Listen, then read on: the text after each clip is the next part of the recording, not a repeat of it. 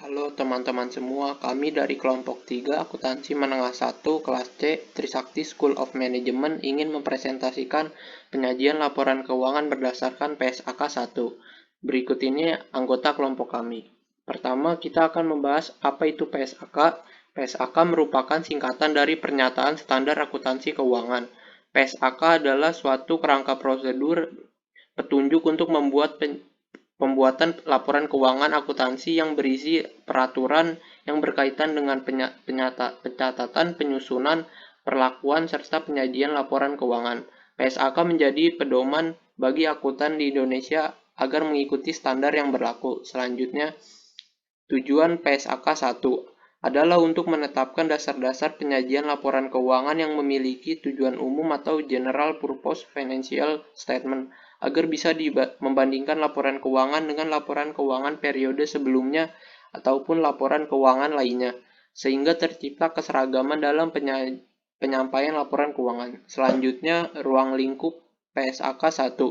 Entitas menerapkan pernyataan ini dalam penyusunan laporan keuangan, penyusunan dan penyajian laporan keuangan yang bertujuan umum sesuai dengan standar akuntansi keuangan.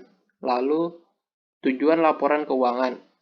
Pengertian laporan keuangan adalah catatan informasi keuangan suatu perusahaan pada suatu periode akuntansi yang dapat digunakan untuk menggambarkan kinerja perusahaan tersebut. Tujuan laporan keuangan menyediakan mengenai informasi posisi keuangan, kinerja, dan arus kas perusahaan serta perubahan posisi keuangan perusahaan yang bermanfaat bagi sebagian besar pengguna laporan dalam pengambilan keputusan. Laporan keuangan bisa juga menunjukkan hasil pertanggungjawaban manajemen atas penggunaan sumber daya yang telah dipercayakan kepada mereka. Selanjutnya, karakteristik umum penyajian laporan keuangan. 1. Penyajian secara wajar dan kepatuhan terhadap SAK. Laporan keuangan disajikan secara wajar, posisi keuangan, kinerja keuangan, dan arus kas entitas. 2. Kelangsungan usaha. Penyajian laporan keuangan harus disusun berdasarkan asumsi kelangsungan usaha entitas. 3. Dasar akrual. Entitas menyusun laporan keuangan atas dasar akrual, yaitu perusahaan mencatat, mengakui saat terjadinya transaksi tanpa memperhatikan pembayaran. 4. Materialitas dan penggabungan. Penyusunan laporan keuangan dikelompokkan secara terpisah berdasarkan sifat atau fungsi. 5. Saling hapus. Entitas tidak boleh melakukan saling hapus atas aset dan liabilitas atau pendapatan dan beban kecuali diizinkan oleh PSAK. 6. Frekuensi pelaporan. Entitas menyajikan laporan keuangan lengkap secara tahunan. 7. Informasi komparatif. Informasi kuantitatif diungkapkan secara komparatif dengan periode sebelumnya untuk semua yang dilaporkan dalam pelaporan keuangan periode berjalan. 8. Konsistensi penyajian dan klasifikasi pos-pos dalam laporan keuangan antar periode dilakukan secara konsisten. Selanjutnya, komponen laporan keuangan. 1. Posisi keuangan atau neraca pada akhir periode. 2. Laporan laba rugi dan penghasilan komprehensif lainnya selama periode. 3. Laporan perubahan ekuitas selama periode. 4. Laporan arus kas selama periode. 5. Catatan atas laporan keuangan berisi ringkasan kebijakan akuntansi penting dan informasi penjelasan lainnya dan informasi komparatif periode sebelumnya. 6. Laporan posisi keuangan pada awal periode komparatif sebelumnya yang disajikan ketika entitas menerapkan suatu kebijakan akuntansi yang membuat penyajian kembali pos-pos laporan keuangan. Sekian presentasi dari saya, selanjutnya akan dilanjutkan oleh teman saya. Terima kasih. Bahas laporan posisi keuangan. Laporan posisi keuangan disebut juga sebagai neraca. Laporan posisi keuangan adalah salah satu komponen dihasilkan oleh sistem informasi akuntansi. Laporan posisi keuangan pada awal periode untuk penyajian retroaktif. Artinya, membuat penyajian kembali pos-pos laporan keuangan atau ketika entitas mengklasifikasikan pos-pos dalam laporan keuangannya. Kepentingan dan pengendali dalam laporan posisi keuangan menggantikan definisi kewajiban. Dalam laporan posisi keuangan, hak dan pengendali disajikan dalam ekuitas. Dalam PSAK nomor 1 mengatur laporan posisi keuangan sebagai berikut.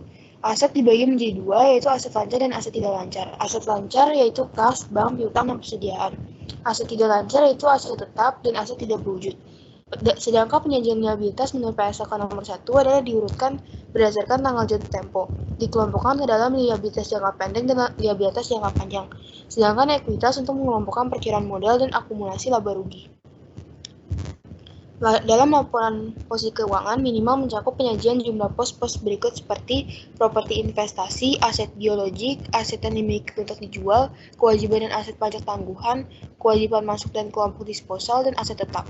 Selanjutnya akan dilanjutkan oleh teman saya. Laporan laba rugi komprehensif adalah penyajian laporan laba rugi dengan memasukkan unsur laba komprehensif. Laba komprehensif sendiri memiliki arti yaitu perubahan aset atau liabilitas yang tidak mempengaruhi laba pada periode rugi di mana laba dialokasikan untuk pemegang saham minoritas dan mayoritas. Yang termasuk laba komprehensif adalah seperti selisih revaluasi aset tetap, perubahan nilai investasi yang tersedia untuk dijual, dampak translasi laporan keuangan, dan macam-macam lainnya. Next, laporan laba rugi komprehensif memiliki tujuan yaitu untuk memberikan informasi tentang kinerja keuangan entitas selama periode usaha tertentu dan memiliki kegunaan yaitu untuk melaporkan dan mempertanggungjawabkan entitas selama suatu periode usaha tertentu, memberikan informasi penting sebagai landasan penyusunan rencana yang akan datang, dan mengantisipasi risiko yang mungkin timbul di masa depan. Next. Laporan laba rugi komprehensif ini merupakan entitas yang menjanjikan total semua pos penghasilan dan beban yang diakui selama satu periode, termasuk komponen laba atau rugi dan pendapatan komprehensif lain. Dalam penyajian laporan laba rugi komprehensif, terdapat dua jenis penyajian, yaitu yang pertama ada pendekatan satu laporan atau one statement approach, dan yang kedua ada pendekatan dua laporan atau two statement approach. Next. Pendekatan satu laporan atau one statement approach ini terdiri dalam bentuk satu laporan laba rugi komprehensif, di mana sebuah pos penghasilan dan beban yang diakui dalam satu periode. Seperti yang ada di gambar di sini, yaitu sales revenue dikurang cost of goods sold menghasilkan gross profit yang dikurang operating expense menghasilkan net income, lalu langsung dijumlahkan dengan other comprehensive income sehingga menghasilkan comprehensive income. Next. Yang kedua yaitu pendekatan dua laporan atau two statement approach, yaitu terdiri dalam bentuk dua laporan yang terpisah, yaitu laporan laba rugi dan laporan laba rugi komprehensif. Seperti yang ada di gambar sebelah sini, yaitu di mana sales revenue dikurang cost of goods sold menghasilkan gross profit dikurang dengan operating expense menghasilkan net income. Ini termasuk dalam laporan laba rugi. Dan ada lagi laporan laba rugi komprehensif yang terpisah, yaitu yang diawali dengan net income dijumlahkan dengan other comprehensive income sehingga menghasilkan comprehensive income. Selanjutnya akan dilanjutkan oleh teman saya. Selanjutnya kita masih membahas tentang laba rugi komprehensif. Dalam minimum line item atau laba rugi komprehensif ada pendapatan, biaya keuangan, laba rugi dari entitas asosiasi dan joint ventures yang dicatat dengan menggunakan metode ekuitas, beban pajak, jumlah tunggal yang mencakup total dari laba rugi setelah pajak dan operasi yang dihentikan, dan keuntungan atau kerugian setelah pajak yang diakui dengan mengukur nilai wajar dikurangi biaya untuk menjual dalam rangka operasi yang dihentikan. Laba rugi, setiap komponen dari pendapatan komprehensif lain yang diklasifikasikan sesuai dengan sifat. Bagian pendapatan komprehensif lain dari entitas asosiasi dan joint ventures yang dicatat dengan menggunakan metode ekuitas. Next. Informasi dalam laba rugi komprehensif. Ketika beban bernilai material, maka entitas mengungkapkan sifat dan jumlah secara terpisah. Penyebab pengungkapan terpisah ada 7, yaitu penurunan nilai persediaan aset tetap dan pemulihannya, restrukturisasi atas aktivitas suatu entitas, dan untuk setiap liabilitas diestimasi atas biaya restrukturisasi, pelepasan aset tetap, pelepasan investasi, operasi yang dihentikan, penyelesaian litigasi, dan pembalikan liabilitas di estimasi lain. Estimasi penyajian analisis beban yang diakui dalam laba rugi dengan menggunakan klasifikasi berdasarkan sifat atau fungsinya dalam entitas, mana yang dapat menyediakan informasi yang lebih andal dan relevan. Next. Klasifikasi beban dibagi menjadi dua, yaitu sifat dan fungsi. Yang pertama itu sifat. Pemilihan klasifikasi berdasarkan faktor historis dan industri. Klasifikasi berdasarkan sifat Lebih mudah karena tidak perlu mengalokasi beban menurut fungsi. Contohnya bisa kita lihat di sebelah kanan. Klasifikasi menurut fungsi, minimal biaya penjualan berdasarkan metode fungsi secara terpisah dari beban lain. Jika klasifikasi berdasarkan fungsi, maka harus mengungkapkan informasi tambahan tentang sifat beban, termasuk beban penyusutan dan amortisasi dan imbalan kerja. Next.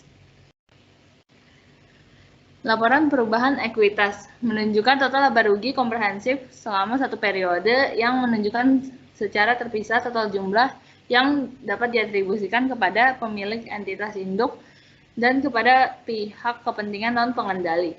Untuk tiap komponen ekuitas, pengaruh penerapan retrospektif yang diakui sesuai PSAK 25. Dampak pada setiap pengaruh penerapan penyajian kembali untuk setiap komponen modal. Pada umumnya ditunjukkan dalam penyesuaian terhadap saldo laba awal periode. Rekonsiliasi antara saldo awal dan akhir periode yang timbul dari laba, pos pendapatan komprehensif, dan transaksi yang dimiliki, misalnya seperti tambahan modal atau penarikan modal. Jumlah dividen yang diatribusikan kepada pemilik dan nilai dividen per saham disajikan dalam catatan atas laporan keuangan. Next. Catatan atas laporan keuangan berisi ringkasan kebijakan akuntansi yang signifikan dan informasi penjelasan lain. Struktur catatan atas laporan keuangan sebagai berikut. Menyajikan informasi atas penyusunan laporan keuangan dan kebijakan akuntansi tertentu yang digunakan. Contohnya dasar pengukuran, kebijakan yang relevan, asumsi dalam estimasi. Mengungkapkan informasi yang disyaratkan oleh SHK yang tidak disajikan di bagian manapun dalam laporan keuangan. Memberikan informasi yang tidak disajikan di bagian manapun dalam laporan keuangan, tetapi informasi tersebut relevan untuk memahami laporan keuangan. Contohnya pengelolaan modal. Sepanjang praktis, penyajian laporan atas laporan keuangan dilakukan secara sistematis, membuat referensi silang atas setiap pos untuk informasi yang berhubungan dalam catatan atas laporan keuangan. Next. Dan yang terakhir adalah pengungkapan lain. Entitas mengungkapkan dalam catatan atas laporan keuangan jumlah dividen yang diusulkan atau diumumkan sebelum tanggal penyesuaian atau penyelesaian laporan keuangan tetapi tidak diakui sebagai distribusi kepada pemilik selama periode serta jumlah dividen per lembar saham. Jumlah dividen preference kumulatif yang tidak diakui. Pengungkapan berikut jika tidak diungkapkan di bagian manapun dalam informasi yang dipublikasikan dalam laporan keuangan. Ada 4, yaitu domisili dalam bentuk hukum, negara pendirian, alamat kantor, dan lokasi utama kantor. Keterangan mengenai sifat operasi dan kegiatan utama. Nama entitas induk dan nama entitas induk terakhir dalam kelompok usaha. Informasi tentang umur entitas untuk entitas yang mempunyai umur terbatas. Sekian presentasi dari kelompok kami. Maaf jika ada kekurangan. Terima kasih.